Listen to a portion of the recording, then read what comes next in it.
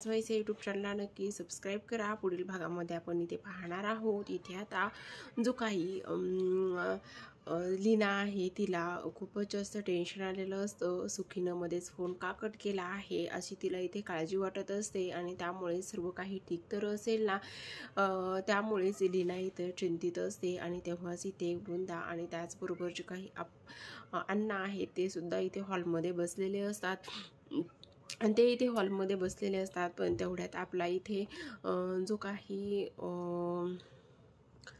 मनोज आहे तो मनोज इथे येतो आणि मनोज इथे आल्याच्या नंतर मात्र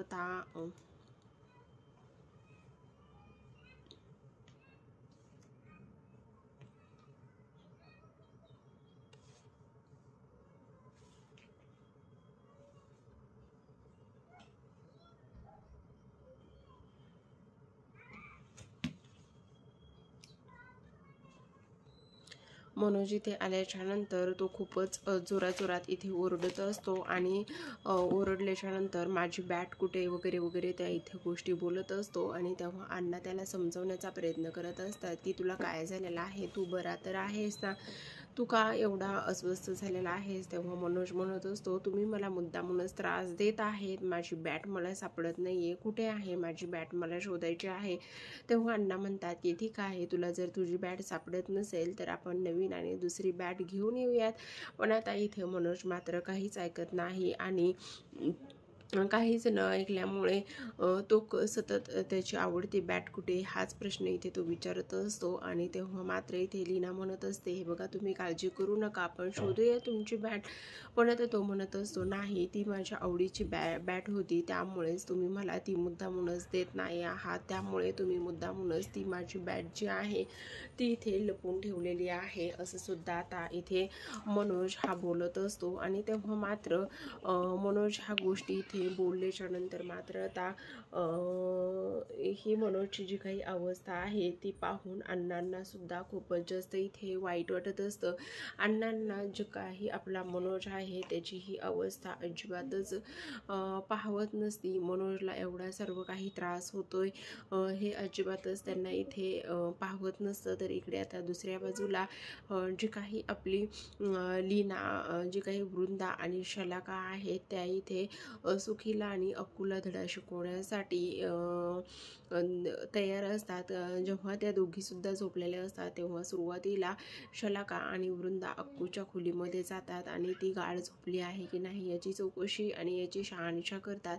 तेव्हा अक्कू मात्र इथे आता गाढ झोपलेली असते आणि अक्कूला असं गाढ झोपलेलं पाहून त्यांना असं वाटतं की आता ही तर झोपलेली आहे, आता आपण आपला प्लॅन जो आहे तो इथे स्टार्ट करायला पाहिजे। तेव्हा आता इथे त्या सुखीच्या खोलीमध्ये जातात आणि सुखीसुद्धा गाढ झोपलेली असते। तिचा फोन जो आहे तो अक्कूने काढून घेतलेला असतो आणि तेव्हा आता ती गाढ झोपलेली आहे हे पाहिल्याच्या नंतर मात्र आता इथे शलाका आणि वृंदा तिच्या खोलीमध्ये जातात। तिथे गेल्याच्या नंतर ह्या दोघी आलेल्या असतात। तर तेवढ्यात अचानक सुखी कूस बदलते आणि इथे शलाका आणि वृंदांना खूपच मोठं टेन्शन येत असतं की ही जागी झाली की काय म्हणून। आणि तेव्हा मात्र आता तिच्या अंगावरती त्यांना इथे विंचू सोडायचा असतो। तर इकडे दुसऱ्या बाजूला मात्र सार्थक जो आहे ते त्याच्या ऑफिसमध्ये असतो आणि त्याच्या ऑफिसमध्ये असताना काहीतरी ऑफिसमध्ये मेजर प्रॉब्लेम झालेला असतो आणि तो इथे जी काही आपली शकू आहे तिला विचारत असतो आणि तो शकूला म्हणत असतो की एवढी मोठी गोष्ट झालेली आहे, तुम्ही ती गोष्ट माझ्यापासून लपवून का ठेवली, कारण मला सांगायला पाहिजे होती। आणि तेव्हा बेने सुद्धा तिथे येतात।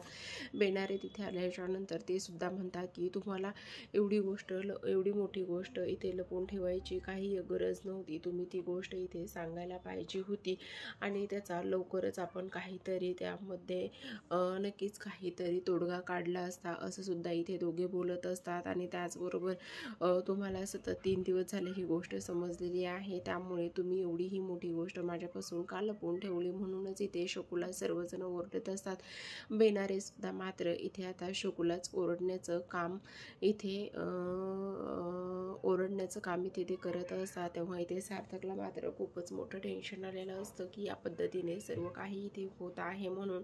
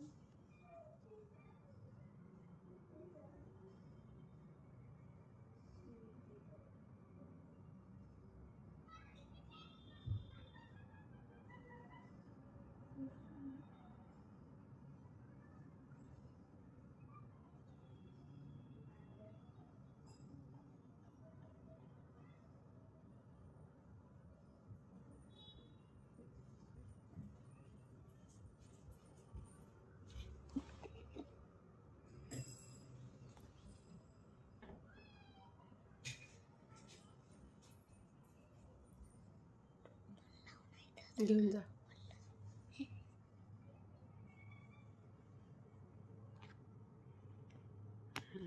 लागणार तुला.